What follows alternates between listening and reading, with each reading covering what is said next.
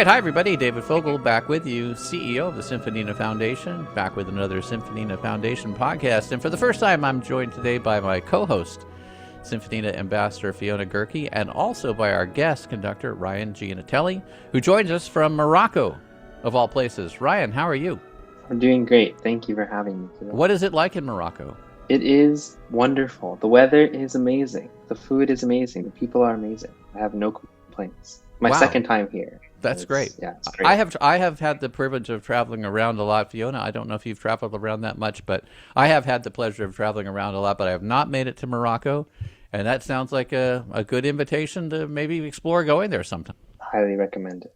Okay. Well, Fiona recommended you for our podcast today. So I'd like you to tell our audience a little bit about yourself, how old you are, and what you're doing in Morocco to get us started. Sure. I'm currently a third-year undergraduate student studying at New York University. I'm doing a dual degree in music performance and linguistics.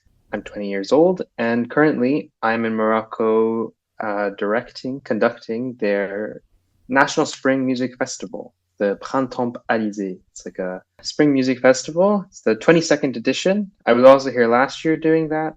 Last year's theme was Brahms, this year Tchaikovsky. And I'm with the Moroccan Philharmonic Orchestra.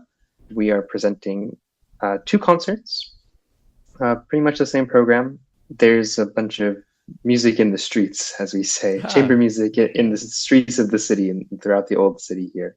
The city Essaouira, it's a coastal city. Very nice. It sounds amazing. What path does a 20-year-old take in order to find their way to be conducting and be invited back, I might add, all the way across the world? How did that happen for you? Well, I mean, it's a good amount of luck, for sure, of course. Okay. Well, probably not all luck, though, I'm guessing. I hope not. I was doing an exchange program at one of the conservatories in Paris, and my viola teacher there, he is the principal viola of the opera, the Paris Opera, and he had some connections, and he said, "Oh, I know they're looking for someone for this concert. You should apply." And so I threw an application at the beginning of the year, and they liked it enough to have me last year. This year it was a little more spontaneous. The person they had to drop out of the concert for scheduling reasons, and they said, okay, if you wanted to come back, we would love to have you. And so now I'm back here, and it's great. And yeah, it's a lot of, I think, more than luck, it's an interest in meeting different people. I think I find myself just talking to a bunch of strange random people in the world who end up helping you across your life in ways you never expect. It's all true. How did you meet Fiona previously? I met Fiona at the New York Youth Symphony, where she was a composition student, a participant in the composition program, and I am still a participant in their conducting fellowship program, a great program, I may add. It's great because we work directly with the composition program at the end of the year to perform one of their pieces, and each conductor is paired with one composer, and you work together in a sense to prepare this piece. And so I prepared one of Fiona's pieces, Begin Erupting, for a recording project last year. And that's how I met Fiona. It was great. Oh yeah, of course. I remember. I could sing it for you right now. And Fiona and her whole family has been great to me since then. It's been nice to see her throughout. Yeah, Fiona, I have a question for you before you have a question for Ryan. The question is, did Ryan get everything out of your music? Everything and more. He was amazing to work with. Yeah, absolutely. So, Ryan, you mentioned you're doing a double major in music performance, viola, I assume, that being your main instrument? Yes. Do you play anything else? No, not really. Viola, conducting, yes, as hopefully the track. That's pretty much it. I started on viola. I give me a violin, and you're not going to like how it sounds. All right. Where did your interest in linguistics come from? Anything you're planning on doing with that?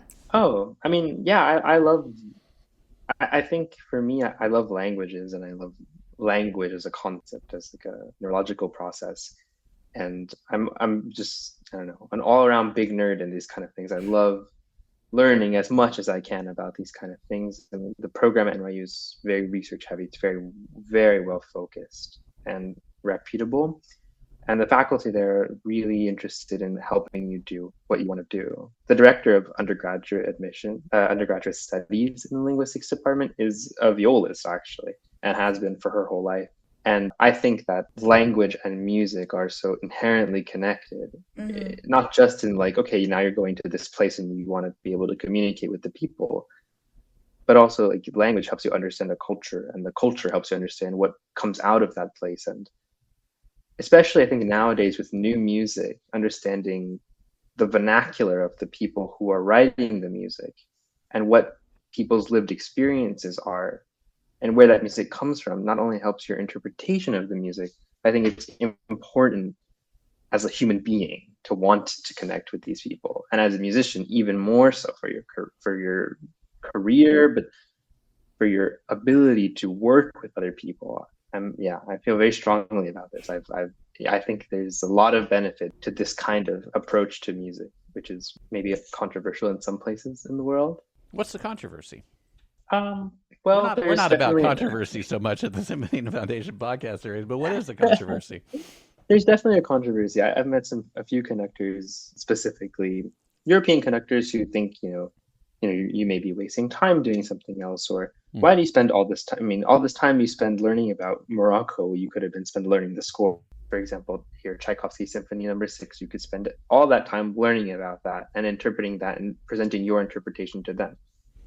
And in my opinion, that is important, but it's also important to be able to know the people and the lived experiences of the people you're working with in order to present an interpretation that comes not just from what you believe should be the music, but from who is playing the music and coming to that together. I mean, that's really what I think is my philosophy behind music in general. Well, that was a really inspiring philosophy, Ryan. Really cool to hear about. How do you think if it affects how you conduct music at all? Do you think learning about different places and cultures, does it change how you conduct the music? I don't think it necessarily will so much change my gesture or physical conducting, nor the amount of work I put into the study of the piece. But I think what changes is, I mean, for example, just like basic things, like basic understanding of rehearsal time. For example, they were asking me to schedule a rehearsal, and they asked another conductor to schedule. I looked at the original conducting schedule for rehearsal, and they had rehearsal schedules on Friday. And I said, well, I can't schedule rehearsal on Friday. Why would I do that? Because the weekend in Morocco is Friday and Saturday. But the conductor who was originally supposed to do it didn't know that, and they would never stop him from scheduling how he wanted to. So I changed the schedule around. And these little details that make people feel seen and make people want to make music with you. Or, for example, I was doing this one gig, and this is not even related to like the culture of the place, but I was setting up the stage and I saw that there was a harp, and the harp had a regular chair. I just go and change the chair for a piano bench. The harpist comes, how do you know we wanted a piano bench? Like, oh, just pay the little extra attention you pay to an individual person. Just asking that one extra question, not just what's your name, but like, where are you from? Oh, tell me about that place. And it's not because you want to make better music necessarily, but it has that effect, in my opinion, anyway.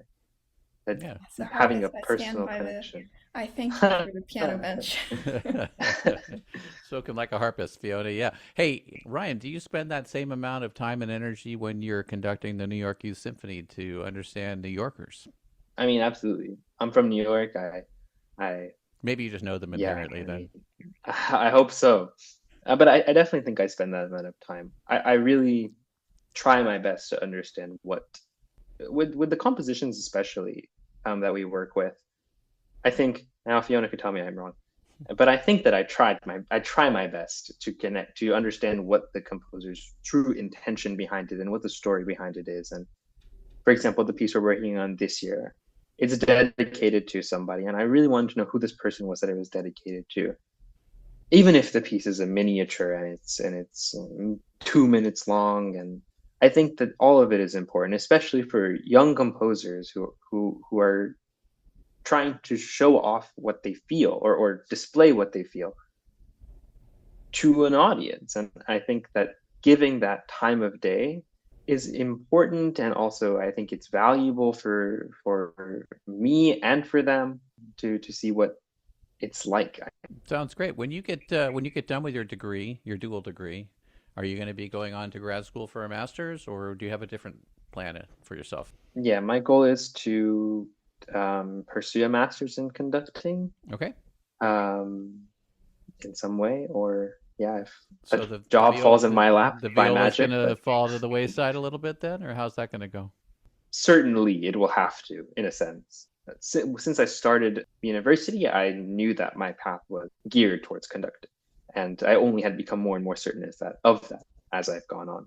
So, though viola, I love viola and I love playing orchestra and playing, I have come to terms with the fact that I will not be the greatest violist that I maybe could have been, but I think that's not only okay with me, but completely expected. When you've conducted the New York Youth Symphony, have you had the same sort of reception that you get conducting, let's say, in Morocco? How did the audience differ in their response to what you're presenting? I bet you've conducted Tchaikovsky for the New York Youth Symphony too. I'm just guessing, but maybe not. Or something similar. What's the difference between the responses? The audience responses or the orchestra responses? Well, both, I guess, but I was asked about the audience, actually. Well, yeah, the audience responses, I mean, the conducting program at the New York Youth Symphony, you conduct once a year for an audience, and that audience is, the audience is great, but you conduct the new music of the composers, okay, all right. What we say is the competent commissions. Yes. But in general, I would say, like, in regards to how the public reacts here to what we did last year we did Brahms Symphony and some Dvorak dances. And I think what surprised me was how responsive the public here was, in a place where classical music, similarly to the United States in a sense, is maybe not part of the immediate cultural canon of the country or of the city. It may not be entirely part of the everyday person's thought. And here, I think it's the same, and across the world, honestly. But I think there's something very powerful about a space where people who are also you come and present this music to you. I would say maybe it's something more like the public reception to the concerts was extraordinary and surprisingly extraordinary to the concerts last year, and hopefully this year as well. And I think that is really something that we, as people who program concerts, need to understand and think about, as in that people want to hear music regardless of what kind of music it is. And when people hear music that they like, even if we think that, it's this kind of intellectual music, the Brahms symphony is very, you need to know something to enjoy it. I don't agree with that. And I don't think that the evidence in public reception agrees with that either. Yeah. That's kind of how I'm, Well, as you know, at the Symphonina Foundation, we're all about spreading the joy of symphonic music to young audiences and older audiences too, I think. Maybe just younger than me, which is a lot of people. So that's all. We greatly appreciate your efforts to do that, Ryan. And on behalf of Fiona, we wish you the best of success. If people want to get in touch with you, what's the best way to do that? For me, honestly, maybe I'm a little young, but I think the best way that people get in touch is just on social media. Just my name on Instagram. It's usually okay, so it's right there. Ryan with a Y and Giannitelli. That's Giannitelli. I get that right? That's it. All right, we'll look you up there. Ryan, thank you so much for spending your time with us today. Appreciate it. All the way from Morocco. Hopefully next time we'll get you back in the United States or wherever else your travels may find you. And we're going to listen to some more of the great work that you've conducted on the way out. I don't know, but maybe with the Grammy Award-winning New York Youth Symphony. We'll have to see. Thanks so much, Ryan. Thank you very much. Thanks for having me.